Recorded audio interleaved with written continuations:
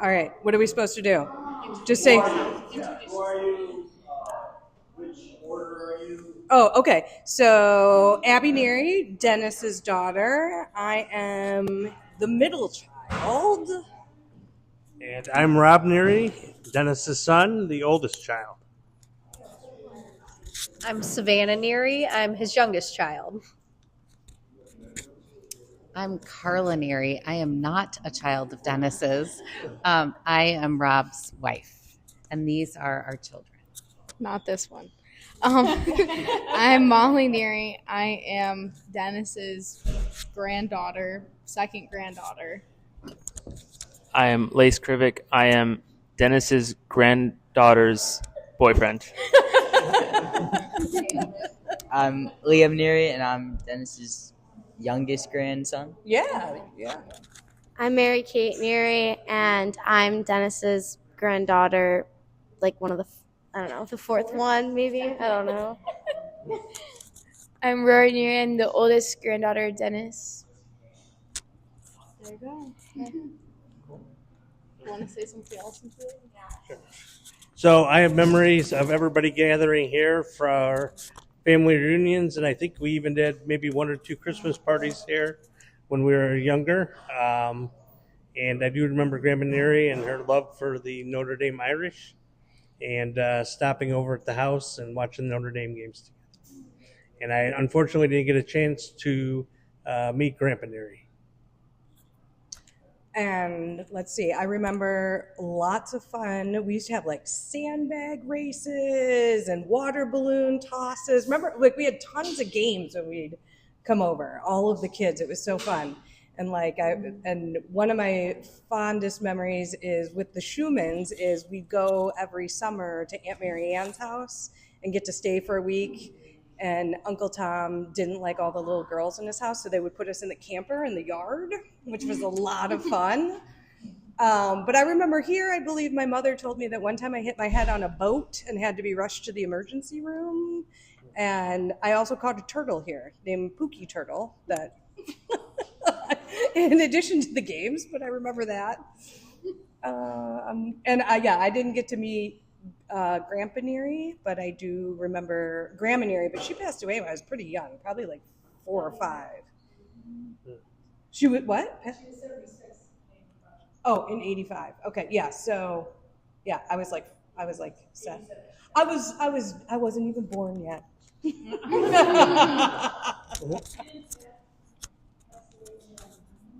Yeah. Yeah, I believe about it. Yeah. Yeah, on my mom and dad's honeymoon, he passed away. Did you talk about some of your memories from being here? I don't have a ton of memories of LaPorte. I didn't grow up here. Okay. I will say every summer, Caitlin and I would come back to Indiana, and we would stay with Barry and Jerry and Jamie and Laura Beth really at that time because everyone else had moved out, and we were like all like sisters, the 4 of us. I think Uncle Barry would call us terrors, but it was fine. Yeah. It's the politically correct term that he would call us. But so a lot of memories with the family in that way. Didn't your mom and dad go on a really long canoe trip and left you here for like at one of the family reunions for like? Oh yeah, that was Uncle Chuck's 80th birthday. If anyone remembered, they went on a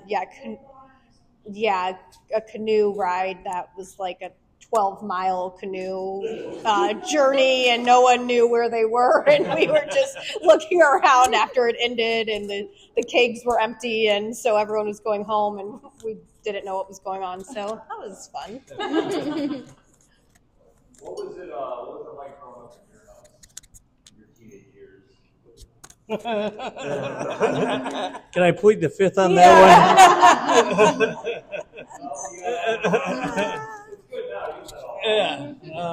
I don't know. I'd say where we grew up right by the beach. So like our summers were just, I don't know, it's very different now, but like we grew up in Long Beach, Indiana. And so it was just beach and golf course and kids running around riding your bikes for hours until it got dark, and then catching fireflies. It was a great childhood. It was a lot of fun. Yeah.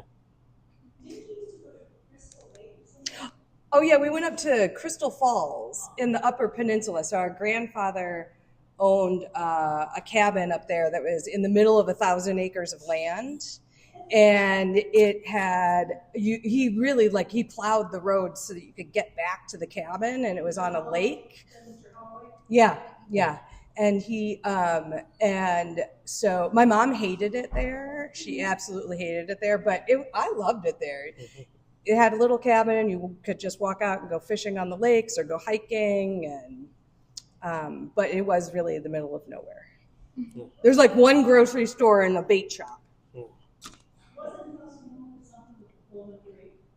Yeah, he invented air brakes on trains, and they didn't want to safety test him in the U.S. So the first train it was ever on was in Canada, and they safety tested them because before it was the trains would stop just metal on metal, and then he invented the air brake, and then that's on every train. Yeah.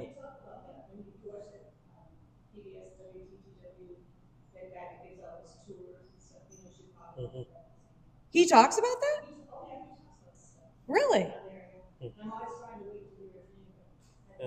Oh, that would be cool. Yeah, it was part of the Pullman company. That it was, yeah. That's who he worked for. Yeah. And Yeah. you also have where they take the truck part of the semis and put them on the trains. They're locked in and carried by train and put that on the trucks. I don't know I about don't that. know. He might have. I heard that you got that. Yeah. Oh, he may, yeah. And and then full circle with my dad. So we've got the Northern Indiana Commuter Transit District, the South Shore Line.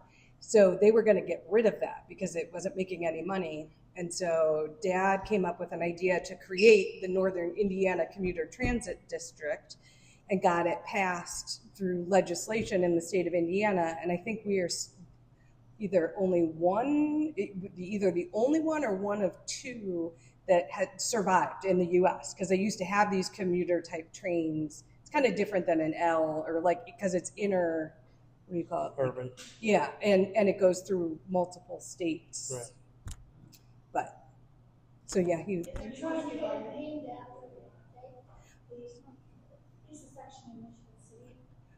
well, we've heard that, but we don't know. Right. We're hoping that it would be nice if there's a plaque in there. It doesn't need to. We're aiming for a plaque. Yeah, not necessarily it would be great if they named it for a butt. A plaque would be okay too.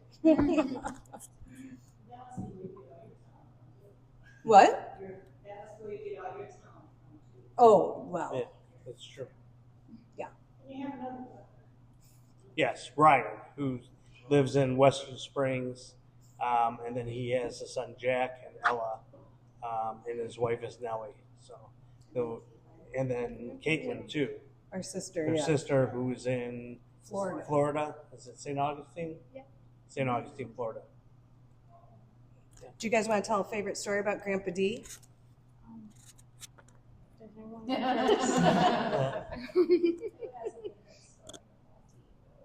Well, when I was an undergrad, I went to IUPUI, which is in Indianapolis, and I had Grandpa D, Grandma Sue's, and Savannah, and Caitlin at the time. We're all in Indianapolis. So whenever I was missing home or wanted a good meal, I would call up Grandpa D, and he would make me steak and potatoes for dinner.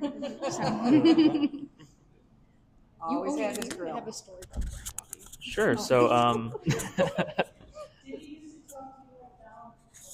Donald Duck. Donald Duck. Yeah. Yeah.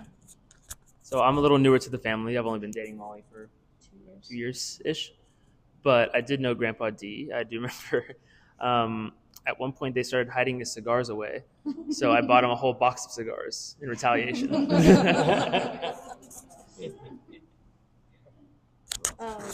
I feel like our collective favorite memory of Grandpa D was all of his hats. yeah. Yeah, we liked wearing the hats. And last reunion, we put them all on and we're taking photos, and we were looking back at them today. Yeah. So And he'd grow with the Egyptian one on. Oh, yeah. With his apron. Yeah. yeah, we all love the hats. Yeah. So He also was, well, I mean, I started at the State House, so he took me around the State House and introduced me to everybody. And actually, I think it was one of the last sessions that he was around for, that would walk the hallways. He made me be his intern for the day, and he made me put up signs and everything like that because he had some breakfast the week afterwards. So I stopped everything, and I was his intern for the day. Oh, that's cute. He wasn't our grandpa, he was our dad. Grandpa D stories. Oh, whoops. Anybody else? That's my bad. Okay. I know this is, like Ryan interrupted. I have some stories about your brother. Dennis was my little brother. They thought I was the last child. I was the 8th child. They thought I was You've got to it. look into the camera. Oh, I'm sorry. They thought I was the last child. I was number 8, and there's a pause between me and Dennis. There's 3 years. Every year, there's 2 years between all the other rows. Then there's 3 years, and then there's 7 after me. 7 before me, 7 after me. But one night, there was a meeting at the Hotel Rumley, and it was an organizational meeting for the campaign of Robert Kennedy. And so Dennis and I went, and we were sitting in the audience, and the question was, have any of you ever worked a precinct? Well, we both did. We both raised our hands. We had done precinct work for my dad because my dad was a city councilman. So Dennis and I got chosen as chair people for the Robert Kennedy campaign in LaPorte, Indiana. We had a spot on Lincoln Way, an office. And then one night, Dennis had to go to St. Joe High School in South Bend for a meeting, an organizational meeting. Father Hesburgh was there, the president of Notre Dame, and other people from Robert Kennedy's. And they were planning a trip to LaPorte. And in LaPorte, they were going to have a press conference. LaPorte's a little bitty place, but we were doing great work, and they had heard we were doing great work. I had enlisted the 7th and 8th graders from St. Peter's School to do a lot of the precinct work for us. But anyway, we were pretty successful. And so Robert Kennedy came to LaPorte. My brother Chuck, who was a state policeman, led the entourage from South Bend to LaPorte for Robert Kennedy. They'd stopped at the National Can Factory outside of LaPorte. My dad was in my car there. He was sitting sideways, and he had a little pouch here. Robert Kennedy my dad had already voted for him. Robert Kennedy stooped over, and he kept hitting that pouch. We're all laughing because we know what he's hitting. My dad's pouch. Anyway, he thanked him for voting for him. His dog Freckles got out of the car and did his little thing. And then Dennis got in the car, in the convertible, and drove through LaPorte with Robert Kennedy and Ethel Kennedy and Dennis. We have pictures. I'm sure you have those pictures. And then he got out and had a conference, spoke, and asked everybody to vote for Dennis Neary, who was running for He must have been running for Senate. state Senate at the time. Anyway, that was a real fun thing. My sister gave me her camera. Don't ever give me the camera. She was always the camera taker. I have heads. I didn't get Robert Kennedy, but I have heads. Anyway, it was a great event. And then a month later. And Dennis, after that, was invited by the Robert Kennedy campaign to go to California to work on his campaign. But because he had just started a first teaching job, and I can't remember the name of the school. It was a little school. Long Beach. No, it was before that. Oh, that's The right. one We by just Valpo, learned yeah. No, what was it? It was somewhere near Valpo. It's a little place. It's 2 words to it. Oh, anyway, that his second half he was teaching there. Yeah, I go through the alphabet. Anyway, then he got the job at Long Beach. In fact, I decorated his classroom for the first job he got in Michigan City, but then he shortly heard that he got Long Beach, and he took Long Beach. And he was there for a long time. Anyway, we had a very successful Robert Kennedy campaign in LaPorte. A lot of fun. I'll tell one more funny story that I had never heard until Kay and Herb came down to visit, and Herb told the story about how Dad hitchhiked up from school, or from college, yeah, and you guys had just gotten married and like showed up at your house late at night. Oh yeah. And he showed up and he wanted, I think, well, he wanted money, and then he was like, I think Herb gave him like $20 and took him to LaPorte and was like, get out of here. His type was a Notre Dame sweatshirt. Oh. A Notre Dame sweatshirt from Penn State. Yeah. And then I was like, we've heard a surprising number of stories about my dad hitchhiking. Like, he hitchhiked quite often. Oh, unfortunately. Yeah, he had a good thumb.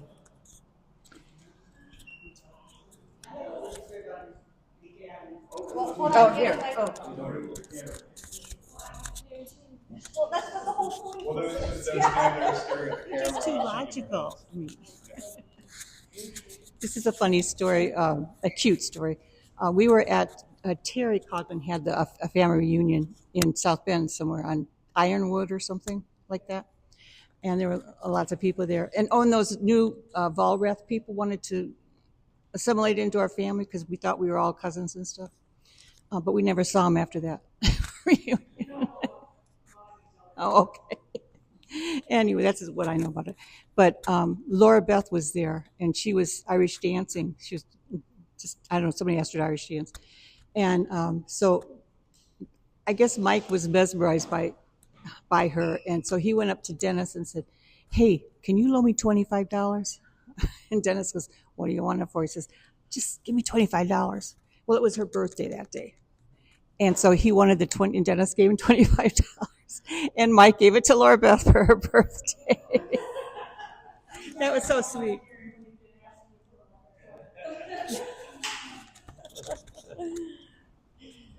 But we had a big laugh over that. I won't forget when we saw Mike, was it on the front page of the Chicago Tribune for the Cubs? Yes, he was the first person there. Yeah. Waiting in line for his I was like walking past the newsstand. I'm like, it was when he died. That's Uncle Mike. Oh, when he died, he was the first person in line. He spent the night there to be. Yeah, I remember something about that. Oh. Yeah, it was in the paper or radio or something.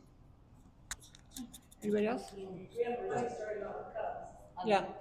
Not a family like the Cubs. A lot of the Cubs was a family like the Giants at the time. And we had people from Racine came down, and there was one of the cousins whose name was Cecil, who never married. She was kind of open kind of personality. It was different. We were having dinner at the table, and it started out, Cubs.